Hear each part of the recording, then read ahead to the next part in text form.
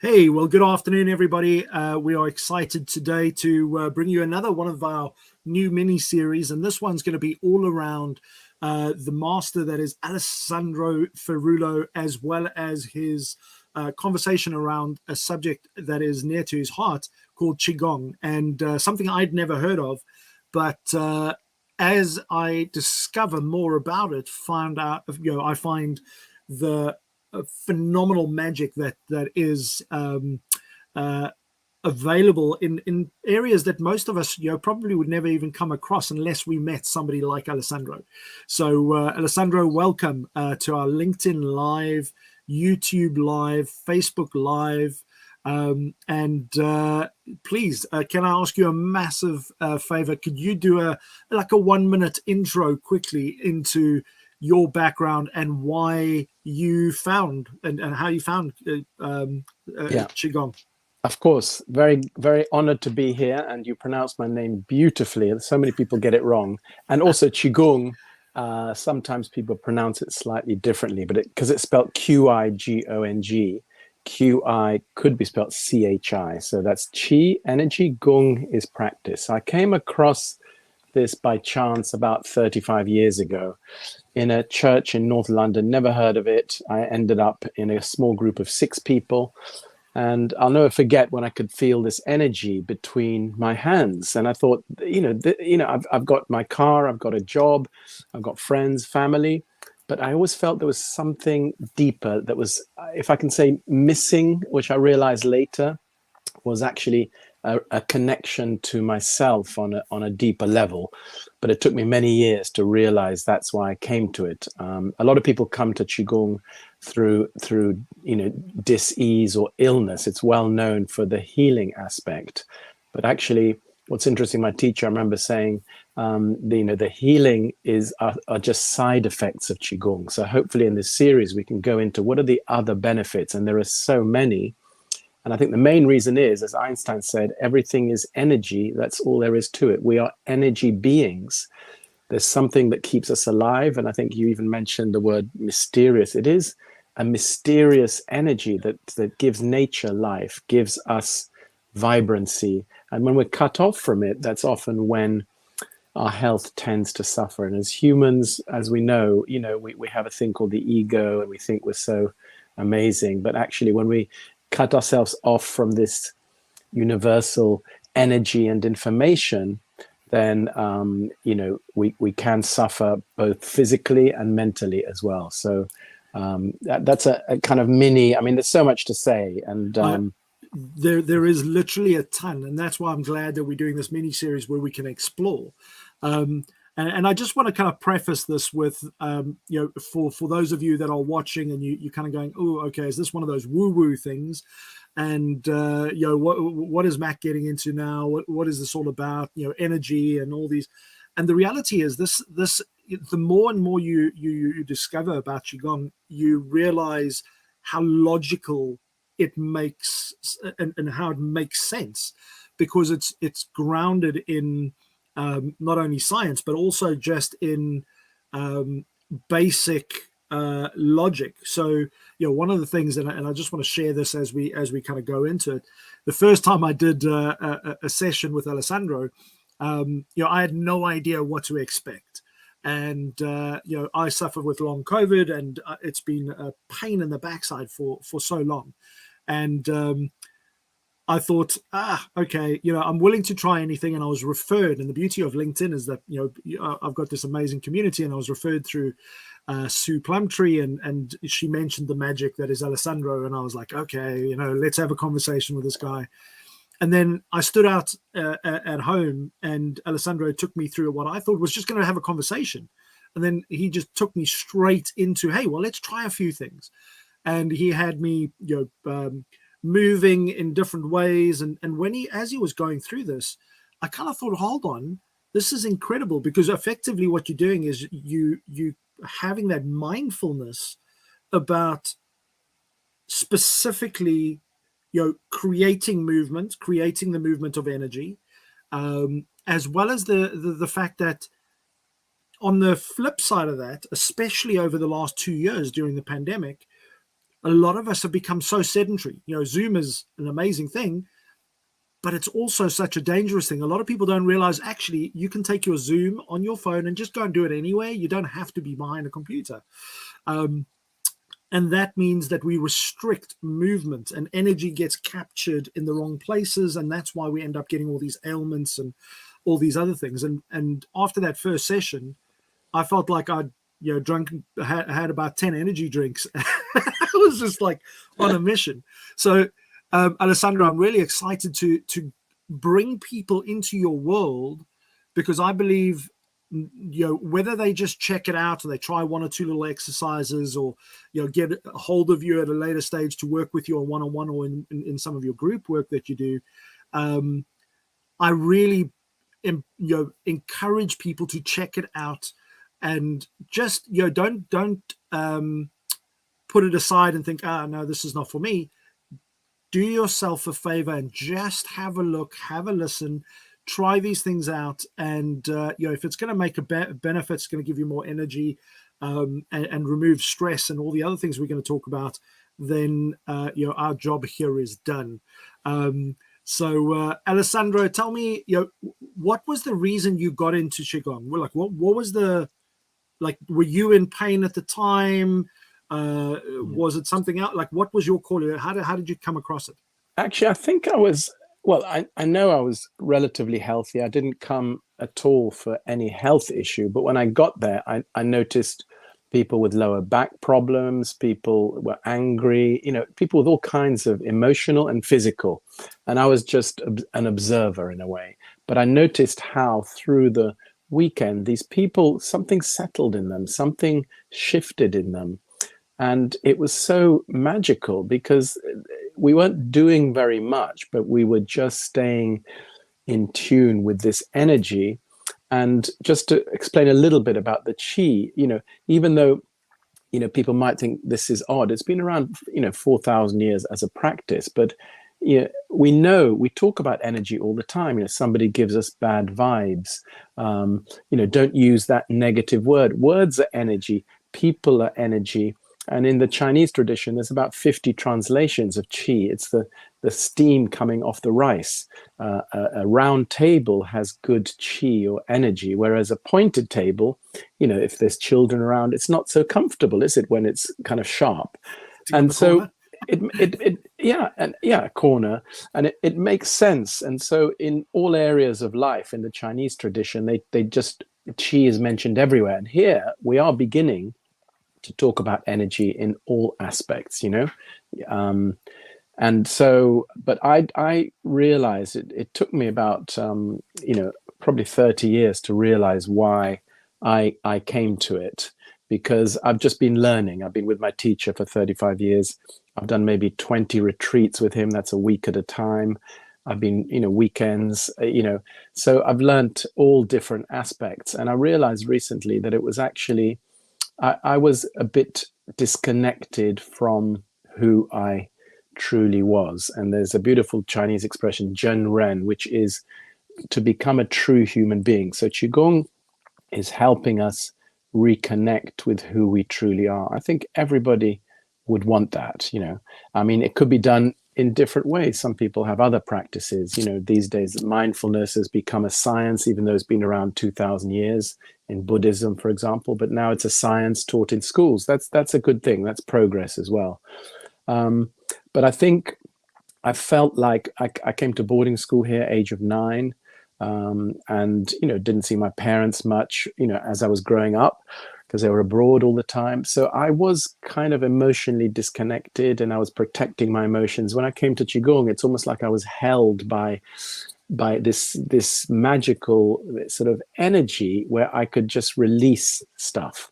And when we hold on to things, that often causes pain or blocks. And I think you explained it beautifully. I think you could become a very good teacher, by the way. You explained it so, better than I could almost.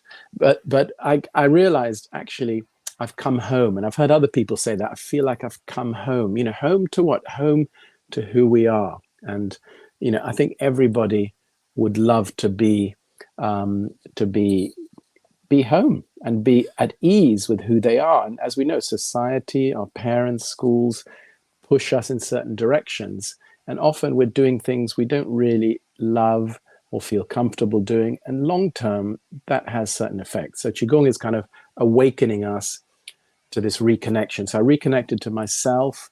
And then I thought part of the practice is you have to share this. That's my duty is to share this with others. So especially during COVID, I was able to reach thousands of people around the world through these incredible screens that we're using now. Absolutely. And, if anybody wants to go and connect with Alessandro and go and check him out, go on to LinkedIn and you'll see he's an award-winning Qigong teacher. And I love the way you put when you say, yeah, I'm still learning. I've got my teacher for the last 35 years.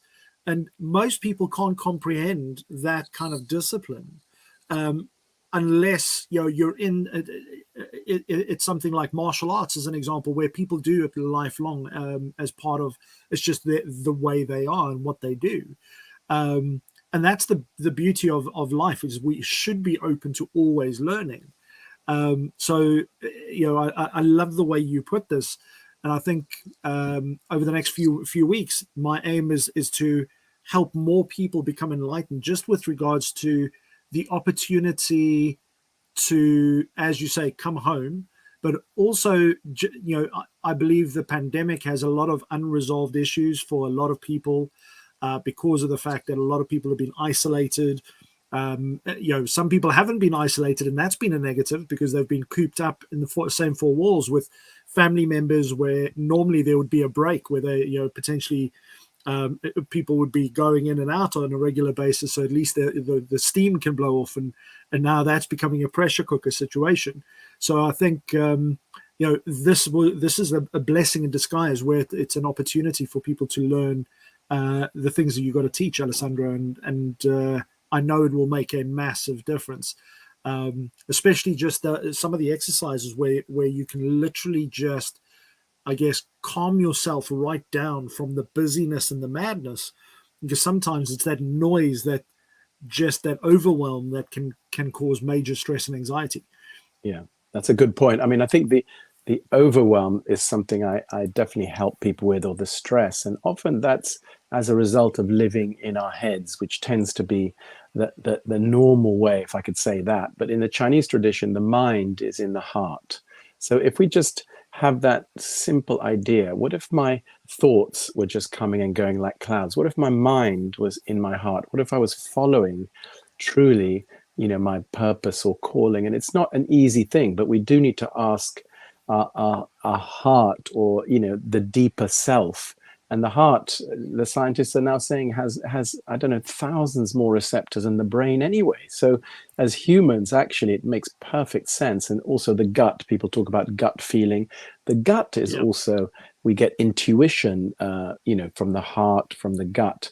So one of the things in Qigong is resting the mind. We can never get rid of it. We'll never get rid of the ego, but we are in control of it. And I think I teach people to, through the breath also, and very simple techniques, to just switch the mind off for a while, see what happens. And when the mind is resting and open, then this energy and information, as an important part of it, can come through. And information means it could be inspiration, could be a solution, could be Mozart, wrote his music and never corrected a note. That was his information, just came straight through from this chi field, universal energy field, or whatever we call it. The unknown, all that is. I mean, there's so many descriptions. Even God, if somebody's religious, Qigong is not religious or denying religion in any way. A lot of people I know who have come to Qigong have become closer to their God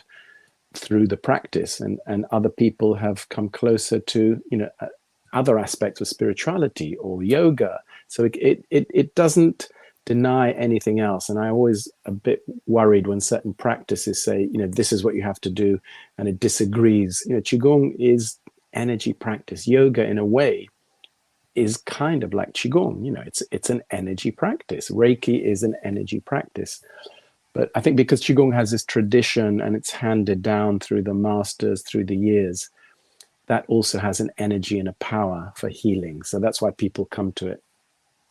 It's a fascinating world altogether, because it's strange that we actually need to learn some of these things, because when you think about the whole process of coming into being, and you're born, and the first thing the doctors do is try and clear your lungs and make sure that you can start breathing, and slap you and all kinds of things, and and then you start breathing, and that just from that moment forward, people don't really think about the impact of breath, or of movement, and it startled me after our first couple of sessions, where I kind of sat there and I went, okay, so this is movement, this is opening. I'm opening up options for my blood to flow better, because now I'm sitting at my desk and I'm folded like this. So while I'm folded and my arms are folded, or my hands are clasped, or things like that, I'm stopping natural blood flow because my arms are now on my desk. And that's little things like that people don't think about, but they'll do it for 6, 7, 8 hours a day, which means when you have all those movements and that the breathing, it's quite frightening that we have to have somebody come and say, hey, you should move. And it sounds logical when you think about it, but the reality is we live in such a sedentary society. We sit there on the sofa on our phone, or we are sitting on the sofa in front of the television, or we're in front of the computer, or we're always in front of some form of a screen.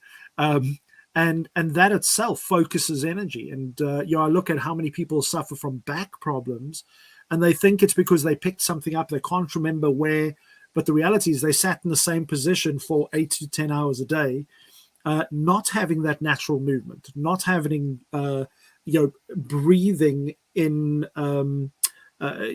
being very specific about their breathing. I'm trying to think what the word is that I want to use here. Conscious of the breath. Yeah. So talk to me about the breath side of things, and in Qigong, and what that means and how that impacts people. Yeah. So I mean, when we're tense or stressed, as we know, often we tend to hold the breath. And of course, we can't hold it for too long, because then we wouldn't survive. But many people hold their breath or breathe in a very shallow way, and often the lungs are up here, obviously, and as we get stressed, we breathe more in a more sort of restricted way. So with Qigong, we remind ourselves to bring the breath down to the lower abdomen, just below the belly button. It's the same in yoga, the same in all the spiritual practices. That's the main energy center. So in Chinese, it's called the dantian. So when we bring the breath down there consciously and sense the movement of the breath there, the mind can switch off, begin switching off. The breath is more efficient. And this is where children breathe when they're born, and young children breathe. You see it moving up and down, up and down, up and down. But as adults, we tend to either hold it or breathe in a not very efficient way. So with Qigong, we're reminding ourselves of the importance of the breath. And, on the one hand, it helps improve circulation. That means more energy, blood to, the rest of the body where is needed.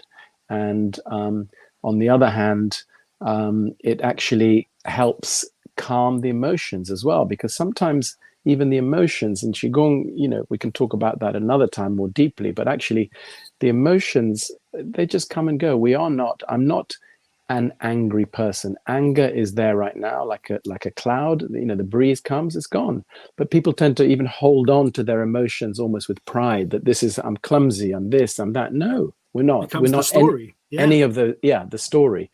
So actually, you made a good point about how as we grow up, we kind of pick up certain things. So Qigong, one of the real things, I remember this, is kind of unlearning a lot of things that do not serve us. And so many of us, through societal things, through the news, we pick up things and we, have certain habits. So Qigong often is kind of unlearning or offloading these weights. And that's why we feel quite free and open and inspired, Yeah. because we've let go of even some beliefs we may have had for all our lives, actually that do not serve us. Like, I mean, I was brought up Catholic. My mum always telling me I'd go to hell because I didn't go to church. All these, these kind of things are quite worrying. It becomes quite oppressive. Yeah. Well, when you're a kid, yeah. And then, through the practice, I do my own praying and connection, and I'm sure God knows. God knows our hearts. We don't have to go into a brick building and then come out and just be nasty to people, like a lot of people, come to church, act very nice for an hour, and then, so go and raise hell outside. Yeah, absolutely. Yeah. And this is what we've covered literally in what's it been 20 minutes, talking about the different elements and aspects of Qigong, whether it be movement or breath or just being present. So the mindfulness side of things as well is, I think that's something that's going to be extremely empowering to a lot of people out there. And if you've got any questions for Alessandro, please at any stage drop them into the comments below, and we'll pop them on screen and let Alessandro answer those questions for you. Definitely. I'll answer all and every question, because I love having questions about it. And and the other thing maybe just to mention is I'm working with some corporate clients as well, and leaders in the corporate field. And what I've noticed is, because they connect with their teams and people, if they're more self-aware of their breath, their emotions, how they connect with others, their teams or colleagues 100% pick it up. We know things are reflected back to us. So for leadership, it's kind of helping people in that world to kind of really be more connected and open, and then they can be more productive, improve relationships. So it's a kind of self-awareness practice. And I think that word is a really important word, not just for Qigong, just in life, for us to be more self-aware and realize the solutions are all inside of us. It's not about blaming others or hoping the economy will change or the government. Those things, we can't do anything about, but we can do a lot about our own state. And I think so I'm quite excited. Recently, I've had a couple of really big corporate clients, and I noticed they just loved the practice and had never done it in their lives. So they didn't know what it was. They didn't need to understand it, but they noticed the benefits, even for them. And I think, coming from a corporate background myself, having seen how the corporate machine works, where people they're in early, out late, scrambling, and there's more pressure on people today to do more output and be more productive, because we as we start listening to what's happening in the news, and people are starting to get stressed and worried about the fact that there's another potential financial downturn coming, and that recession, every time there's been one, causes massive stress and anxiety, and we see loss of life and depression and all those things that end up becoming so overwhelming for people. And I think, especially with the fact that you're working in corporates, it could be that that release valve on a pressure cooker that ultimately makes the big difference between teams really being present and supporting each other, or potentially being the downfall of each other. So right now there needs to be that balance within organizations to make sure that they kind of stay level-headed, and at the same time respect those people around them, work as a unit, and be able to not be reactive. So this is where I think learning more about what you do could bring organizations some much needed relief, as it were, but also that fresh perspective to be able to step up and carry people through this tough time coming along. And I really do think we'll go into this more on the series. You know, how we start our day is such a key to both success, happiness, energy. So, you know, nowadays, you know, if you are stressed and you're in that kind of environment, often you tend to wake up, you know, read the news, read your emails immediately. So I would highly recommend, even if people never do Qigong, dump all the bad stuff straight on you. Yeah. The first 15, 20 minutes, do something else, whether it's even journaling, write down some thoughts by hand, or listen to some music, or read something, but not look at the phone or your emails first thing, because that I've heard somebody say the day has you. You want to have the day, not the day have you. But most people, the day has them immediately, and then we're struggling already. So, you know, how we start the day, and obviously how we end the day, that's another issue. How to help people, you know, switch off and sleep more deeply, and, you know,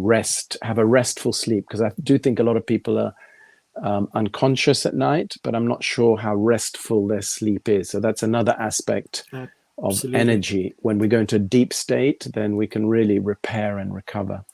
I'd love to, you know, just ask anybody that's watching at the moment, or if you're watching the replay, to throw in the comments, what's your first action in the morning? What is the first thing that you reach for or do? You know, what's the first 5 minutes of your day look like? Put that into the comments. I'd love to get some input on that, and I'm sure we'll find some fascinating ones. I mean, I know I've read that 86% of people look at their phone first thing in the morning. So that's quite a worrying statistic. So let's hope our listeners don't agree with that. We've got Ricardo over there. He's just said, my favorite spiritual maestro. So Ricardo, please share some more with us. I'd like to know more. And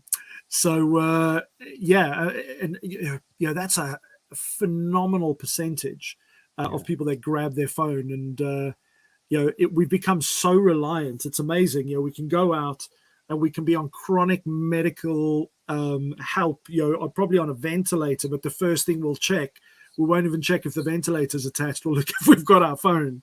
And that's, you know, what society has become, and it's quite frightening. So you know, when it comes to the first, you know, I hear of people doing, and a lot of people do, I don't know if you know of Wim Hof, but he does the you know, the breathing, but he also does those ice baths. Yes. And is that something that you've experienced and done as well? Or? I haven't. I like him. You know, I've watched him. I mean, it's very Qigong-y, but the good thing about him, he scientifically proves it. And often people need scientific proof. And as you said at the start, there's loads of science that backs up how Qigong can help in so many areas. But we don't have to put ourselves through often that kind of, I don't want to call it suffering, but that kind of practice, which doesn't mean, you know, that Qigong is always, you know, just a lazy thing. And, you know, it's tuning in to this universe that keeps us alive. And it feels so comforting and supporting. I mean, I'm talking to you now, I'm on the first floor of my little home, but my feet are into the earth. I can feel it. I'm breathing in my lower abdomen. I'm connected to this source. I don't need to right now be in a cold shower, even though I have done that. But I think with Qigong, we're kind, and we I don't want to give people really tough things to do. Do you know what I mean? It's whatever's comfortable. You don't want to push them to the edge of life. No. And but it is always, I adapt it to what is needed. So if somebody's energy is really low, I will get them to do something to energize them. So it might be quite physical and opening up the spine and connecting to the earth with somebody else. If they're overactive, definitely I would go to the breath, help them really be grounded, centered. So it adapts to what each person needs. And I think with Wim Hof, you know, I mean, obviously, you know, millions of people are doing it and following it, but I'm sure it doesn't suit everyone. So it's not that, you know, we you know, that's the best thing to do necessarily for everybody. It's a good thing. It has its benefits. And I think he's an amazing character. You know, I mean, a lot of Qigong masters are like that. They're real characters, you know. So But I yeah, think it gives us an opportunity. The qigong, what I'm learning so far, and I'm by no means even uh, uh, an amateur. One day I'd like to get to amateur status, um, but there is so much with regards to just being present, and that control that qigong seems to give you. You mentioned earlier where the day has you or you have your day, and it's a totally different result when you wake up in the morning and you're 10 minutes into your day and you know what, I've got this day. That's a totally different feeling to waking up, looking at the watch, grabbing the cup of coffee, running to the desk, getting started, and before you know, you can't wait to just put your feet up and just bomb out because the day has just totally destroyed you. yeah. And that's what I want to see through our conversations over the next few weeks, is giving people that opportunity that they can, I mean, just that magic of being in charge of your day. So few people that I know have got the opportunity to take that control, because more often than not, it's the overwhelm, the lack of the world is against me. I haven't got options. And the reality is, because they're fighting the same battle on the same spinning wheel all the time, they don't get a chance to, take a step off the wheel, have a look at what's going on, and go, actually, this wheel's just spinning in the wrong direction. I'm going to just tweak it a little bit. Yeah, I mean, one tip, maybe, I think we might be That'd be closing great. soon, but one tip, in the mornings, I'd say for everybody, and it's a very simple thing to do before getting out of bed, just pause, the eyes open, put the hands over the lower abdomen and just sense the breath gently moving the lower abdomen.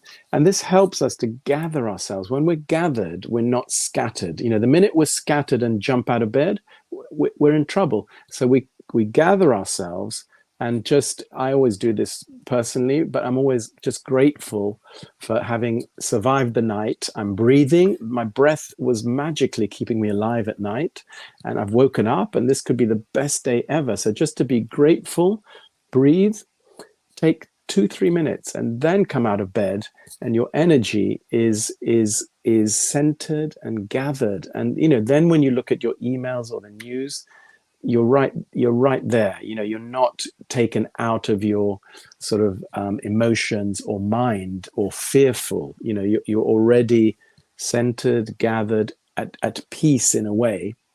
And we all have the same day coming up, but we can deal with it differently then. So I would say, don't jump out of bed.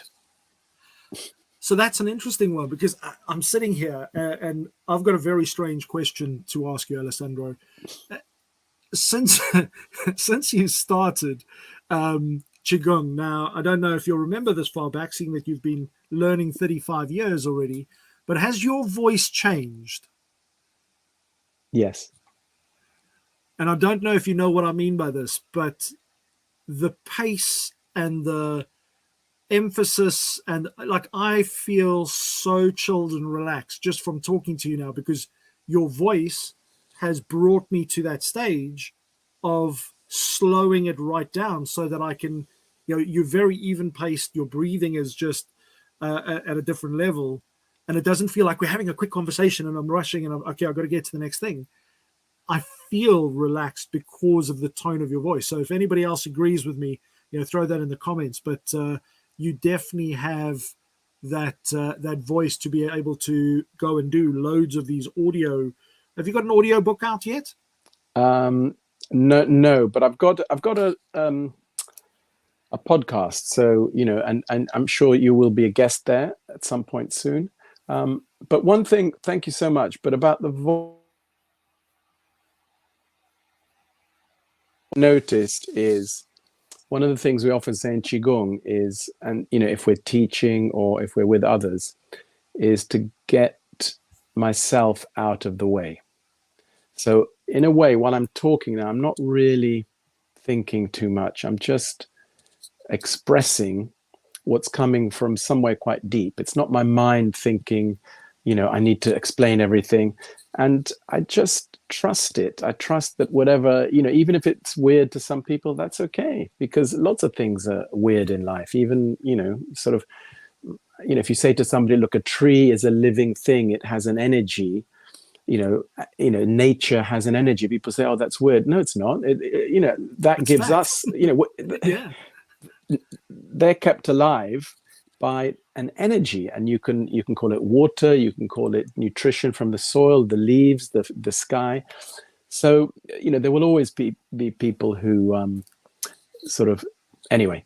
But what I'm trying to say is, I don't kind of I'm out of the way a bit, and if I'm really out of the way, then I'm not, I'm inspired, but inspiration comes in. I mean, I'm obviously, we're on a screen, this is live. I'm a bit nervous and tense, and so I do want people to sort of really get into this, and but I think it's just to offer whatever I can, and I think everybody has the capacity, I really believe it, to self-heal, whether it's with yeah, Qigong or something else, but to know that we are always in control, ultimately, absolutely. of our own thoughts, feelings, energy. So whatever we do to find a way to stay tuned in, do that, And I think that just that little aspect of it where you spoke about the fact that you are present, you don't overthink things too much with the when you're talking to people and you're listening, that is unfortunately, it's now an art, because too many people are living 2 or 3 steps in their head ahead. um, and I know that when I was in sales, as an example, well, we're all in sales in some way, but at one part of my career where I sat there and I was always trying to think, okay, what's the next answer? What's the next clever thing that I can say? What's the, like, how can I like marvel this person with my knowledge and all? So you overthink, and you miss the opportunity to hear what they're saying. And that was one of the hardest lessons I've ever had to learn, because I was always, people are always looking for that magic bullet. And I'm sure people come to you and say, hey, what's the one thing that I can do? And then, I have a superpower and I can fly, or something ridiculous. It's people always looking for that magic thing, when the reality is most of this we have right in our presence, but we don't stop to appreciate the power of these things, like the breath and the movement, um, and then we go and look for some magic formula to try and fix what what is easily fixable right now, if only we took the time and we were present rather than reactive. Yeah, exactly. I mean, look, one thing we know scientifically is that the mind is always racing. I think I can't remember if it's 60,000 thoughts a day, but the mind is working quicker than the voice or the sound. So even before I've finished a sentence, people are disagreeing or thinking they know what I'll say. Maybe that's why I talk a little bit slowly, so they don't jump ahead and think I know what he's going to say. So I don't do it on purpose, but what I'm trying to say is, you're perfectly right. When we're really listening, and present to somebody else, there's actually, it's almost like it's healthy for them, because I've heard it said, a lady who did a PhD in listening, she said, when we're not listened to, the body creates toxins. So especially children, I know, as a parent, often, my child or children, I'd hear them, but I wouldn't really truly listen. I just think, oh, I know what they're saying. I know what they're trying to say. But when we truly are present and listen, there's a magic. And even Eckhart Tolle talks about in The Power of Now. He says, when Yeah, two people are truly present, there can be no conflict. Can you imagine? I mean, it's like, it's almost impossible, but it is possible. That presence, when two people are truly present, or a person present to their team, for example, they pick it up, and there are possibilities that come out of that. it is, and just that point in itself is, it's one of my favorite books, and that statement in itself Let me share a little example where that's so powerful. My youngest daughter, who's 12 years old, and has ADHD, but she is a gem of energy. I mean, she just on the go all the time. And as a parent, sometimes you want to kind of go, yeah, I know what you're talking about, and kind of move on because you've got so much to do. But with her, if I stop and I just, it might feel like, okay, this is going to take too long now because it's going to take an extra 10 or 20 seconds just to be present, look her in the eye, and listen to what she's saying. And all of a sudden, this magic happens because we're both present. And the negative side of things happens when you don't stop to be present in that moment because you miss a beat that could make all the difference in that communication.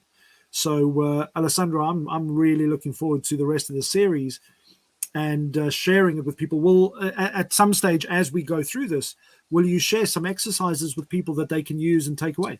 Of course, and particularly, around, what, health at work. So what can we do to improve our posture, to clear aches and pains, to feel grounded, to go into a meeting well prepared with the breath. So we'll go through some practical steps for sure, and I've got lots to share. And one of my main ideas vision is to reach, 1 million people with Qigong and make it something they can integrate into daily life easily. We're not doing anything weird.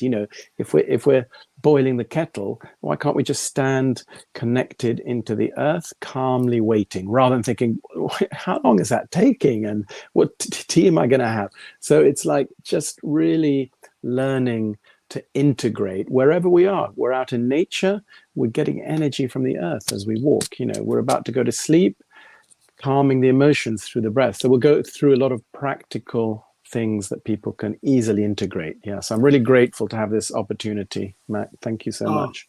Only a pleasure. Well, if you're watching this, please reach out to Alessandro on LinkedIn. Is LinkedIn the best platform for you? Or yeah, Facebook, LinkedIn's great, and especially, can I just say, I'm doing a LinkedIn course, so I'm beginning to love it. And Mac is doing an online course, which is an incredible course on how to engage with people, and I'm getting a lot more engagement by offering value to people, and then engaging, commenting, and that's energy. That to me, that's Qigong as well. That's a kind of connection, and you're just a genius at sharing all these incredible ways of connecting in a more genuine, real way. It's not about just sending messages out and hoping something comes back, which is the way a lot of people see it. So I really loving the course, and LinkedIn is just a great platform for this. Well, wow, thank you so much, and I really do appreciate that. And I'm one of those loud thinkers. I think out loud. I don't, sometimes I speak my mind, and you never know what's going to come out. So I sometimes have to speak it, hear it, and then go, "Ooh, hold on, can I rewind that?" But I'm going to put a little challenge out, and I'm thinking at some stage, because London is such a beautiful place during the summer, and if you're around and you have availability, I'm going to challenge you to have a conversation with me offline at some point, where we can potentially arrange, if you're up for it, a live session with you, where we can get people. I know we'll cover your time and make sure that you compensated for it, but in maybe central London, like in Hyde Park, with a group of like 30 or 40 people out in the sunshine, just to come and harness that energy. And learn from the master that is Alessandro Ferullo. So if you're up for that, over the next 2 or 3 sessions, let's plan it. Let's plan it. Let's make that happen. I mean, being in England, the weather's important, but it doesn't matter. Even if in China, often they'll practice in the snow, and when they practice well, the snow melts around them. It's amazing. That's the energy. Yeah. So we won't have snow, but we'll plan something maybe in July, or when the weather's really nice, July or August. Excellent for sure. Stuff.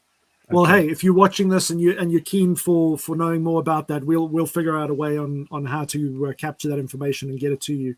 But please throw that in the comments if you're keen to come for a masterclass with Alessandro in central London somewhere.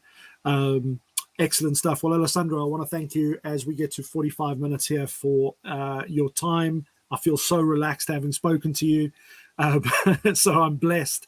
And I look forward to our next session. So go and have a look in the description of this session, and you'll see all 8 topics that Alessandro is going to be covering with us over the coming weeks and months. So thank you so much for your time. Everybody stay blessed, and I wish you all an incredible day further. Thank you. Alessandro, thank you so much. Thanks a lot, Mac. Take care, everyone. Thank you.